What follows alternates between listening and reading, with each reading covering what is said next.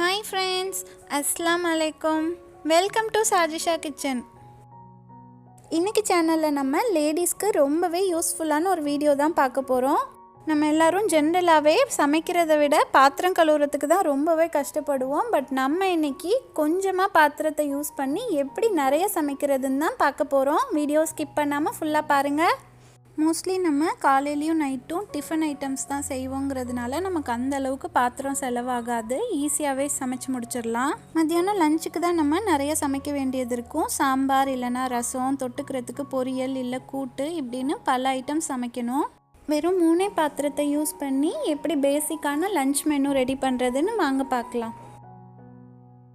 லஞ்சுக்கு நம்ம சாதம், rasam, mushroom gravy, plain egg omelette and appalam இது எல்லாத்தையும் வெறும் 3 பாத்திரம் யூஸ் பண்ணி தான் செய்ய போகிறோம். ரைஸ் குக்கரில் தேவையான அளவு ரைஸ் ஆட் பண்ணிக்கோங்க. இப்போ இந்த ரைஸை நம்ம வாஷ் பண்ணி எடுத்துக்கலாம். ரைஸை வாஷ் பண்ணுறதுக்குன்னு செப்பரேட்டாக ஒரு பாத்திரம் யூஸ் பண்ண வேண்டாம். இந்த மாதிரி ரைஸ் குக்கரோட பாத்திரத்துலேயே நம்ம ரைஸை போட்டு வாஷ் பண்ணிக்கலாம். நீங்கள் ஒரு வேளை குக்கரில் இல்லைனா நார்மல் பாத்திரத்தில் ரைஸ் வைக்கிற மாதிரி இருந்தீங்கன்னா எந்த பாத்திரத்தில் ரைஸ் வைக்க போகிறீங்களோ அந்த பாத்திரத்துலேயே நீங்கள் ரைஸை கழுவிக்கிட்டிங்கன்னா எக்ஸ்ட்ரா ஒரு பாத்திரம் கழுவுற வேலை உங்களுக்கு மிச்சமாகும். இப்போ நம்ம ரைஸில் தேவையான அளவு தண்ணி ஊற்றி அதை ரைஸ் குக்கரில் வச்சிடலாம். இப்போ மஷ்ரூம் கிரேவி பண்ணுறதுக்காக மஷ்ரூமை கட் பண்ணி எடுத்துக்கலாம். மஷ்ரூமோட குவான்டிட்டி கம்மியாக இருந்ததுனால நான் தனியாக எந்த தட்டுமே யூஸ் பண்ணலை. கட்டிங் போர்டோட ஓரத்தில் தான் நான் கட் பண்ணி வச்சுருக்கேன்.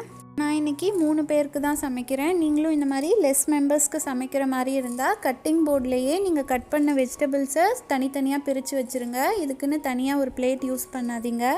எப்போவுமே சமைக்கும்போது உங்களால் எந்த அளவுக்கு பாத்திரம் யூசேஜை கம்மி பண்ண முடியுதோ அந்த அளவுக்கு கம்மி பண்ணிக்கோங்க. பிகாஸ் சமைச்சு முடித்ததுக்கப்புறம் நம்ம தான் அது எல்லாத்தையும் வாஷ் பண்ணணும். நாங்கள் இப்போது கிரேவி பண்ணலாம். ஒரு பேனை ஹீட் பண்ணி அதில் 1 டேபிள் ஸ்பூன் ஆயில் ஆட் பண்ணிக்கோங்க. ஆயில் ஹீட் ஆனதும் கொஞ்சமாக சீரகம், கருவேப்பிலை போட்டு பொரிய விட்டுருங்க. இப்போது வெங்காயம் ஆட் பண்ணிக்கோங்க. வெங்காயம் இந்த மாதிரி லைட்டாக வதங்குற வரைக்கும் சாட்டே பண்ணிகிட்டே இருங்க. அதுக்கப்புறமா 1 ஸ்பூன் இஞ்சி பூண்டு பேஸ்ட் ஆட் பண்ணிக்கோங்க. இப்போ இந்த இஞ்சி பூண்டு பேஸ்ட்டோட பச்சை வாசனை போகிற வரைக்கும் ஒரு 2 to 3 மினிட்ஸ் நல்லா சாட்டே பண்ணுங்கள். இப்போ 1 spoon chilli powder, 1.5 spoon garam masala, 1/2 spoon மஞ்சத்தூள் ஆட் பண்ணிக்கோங்க. இப்போ நம்ம ஆட் பண்ணின மசாலா எல்லாத்தையும் ஒரு வாட்டி நல்லா மிக்ஸ் பண்ணி விட்டுட்டு தக்காளி ஆட் பண்ணிவிடுங்க. நீங்கள் சமைக்கும்போது யூஸ் பண்ணுற கரண்டியை டைரெக்டாக அடுப்பு மேலே வைக்காதீங்க. அப்புறம் கடைசியில் அதை தனியாக க்ளீன் பண்ணுற வேலை நமக்கு இருக்கும். அடுப்புக்கு பக்கத்தில் சின்னதாக ஒரு பிளேட் இல்லை கிண்ணம் வச்சு அதில் நீங்கள் கரண்டியை வச்சு யூஸ் பண்ணுங்கள். தக்காளி நல்லா மேஷ் ஆனதுக்கப்புறமா மஷ்ரூம் ஆட் பண்ணி அதையும் மசாலாவோடு நல்லா மிக்ஸ் பண்ணி விட்டுருங்க. நம்மளோட மஷ்ரூம் மசாலாவோடு நல்லா மிக்ஸ் ஆயிடுச்சு. இப்போ தேவையான அளவு உப்பு ஆட் பண்ணிக்கலாம். இப்போ ஒரு 2 மினிட்ஸ் எல்லாத்தையும் நல்லா சாட்டே பண்ணிவிட்டு மூடி வச்சிடலாம். கிரேவிக்கு நம்ம எக்ஸ்ட்ரா எதுவும் தண்ணி ஆட் பண்ண வேண்டாம். அது குக் ஆகிறதுக்கு தேவையான அளவு தண்ணி மஷ்ரூமே ரிலீஸ் பண்ணிவிடும். 10 மினிட்ஸ்க்கு அப்புறம் நான் மூடியை ஓப்பன் பண்ணிட்டேன். பாருங்கள், நம்மளோட மஷ்ரூம் இப்போது நல்லாவே குக் ஆயிடுச்சு. இப்போது கொத்தமல்லி தூவி விட்டு அடுப்பை ஆஃப் பண்ணிடுங்க. ரொம்பவே சூப்பர்பான மஷ்ரூம் கிரேவி ரெடி ஆயிடுச்சு. ரசம் வைக்கிறதுக்கு ஆல்ரெடி நான் புளி தண்ணி கரைச்சி வச்சுருந்தேன். அது கூட இப்போ நான் ஒரு தக்காளியையும் நல்லா மேஷ் பண்ணி ஆட் பண்ணிக்கிட்டேன். இப்போ அரைக்கிறதுக்கு மிக்ஸி ஜாரில் 1 ஸ்பூன் மிளகு, 1 ஸ்பூன் ஜீரகம், 2 பச்சை மிளகா, 1 பூண்டு எடுத்துக்கிட்டேன். இதை கொரப்பாக அரைச்சிட்டு வந்து நம்ம புளி தண்ணியோடு ஆட் பண்ணிடலாம். எல்லாத்தையும் ஆட் பண்ணதுக்கப்புறமா இப்போ தேவையான அளவு தண்ணி ஊற்றிக்கோங்க. இப்போ ரசத்துக்கு தேவையான அளவு உப்பு, மஞ்சத்தூள், பெருங்காயத்தூள் ஆட் பண்ணிக்கோங்க. இப்போ 1 ஸ்பூன் வச்சு எல்லாத்தையும் நல்லா மிக்ஸ் பண்ணிக்கோங்க. அவ்வளோதான், நம்மளோட ரசம் மிக்ஸ்சர் ரெடி ஆயிருச்சு. இப்போ இந்த ரசத்தை தாளிக்கிறதுக்கு முன்னாடி நம்ம அப்பளம் பொரிச்சிக்கலாம்.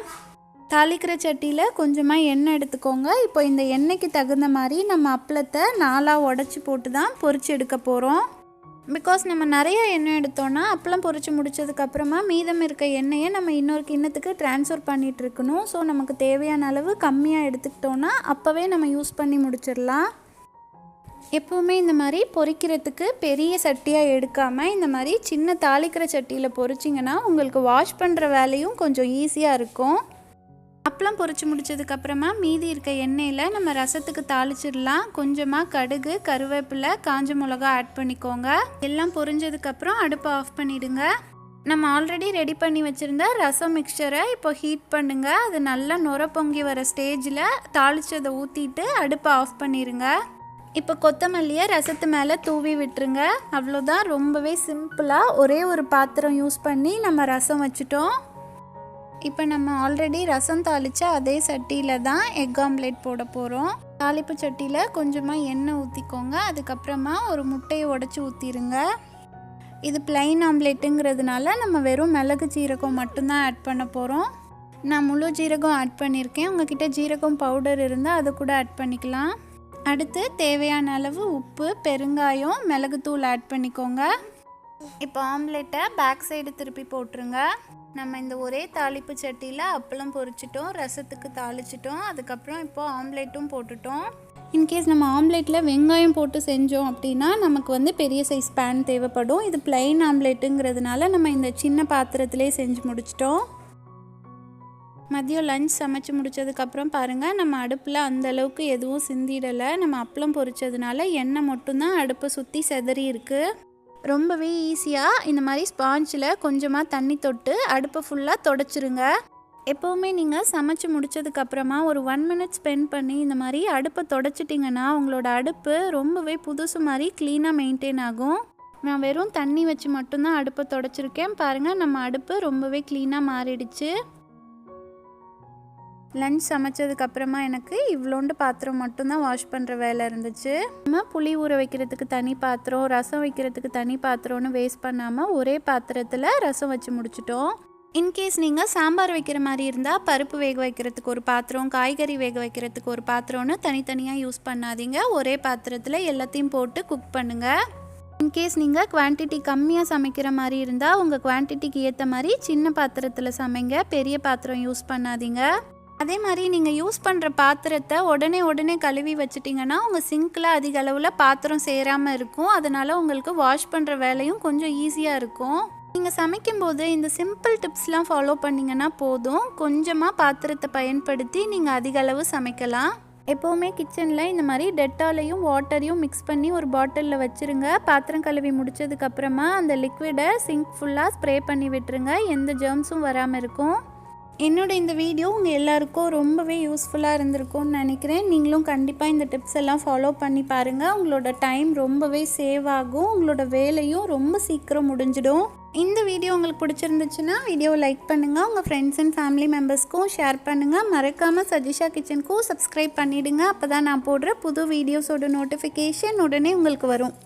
இதே மாதிரி இன்னும் நிறைய kitchen tips, home tips, cleaning tips, reuse ideas videos நம்மளோட சேனலில் நான் போட்டிருக்கேன். அதோட லிங்க் நான் உங்களுக்கு டிஸ்கிரிப்ஷனில் கொடுக்குறேன். உங்களுக்கு டைம் இருந்தால் அதையும் பாருங்கள்.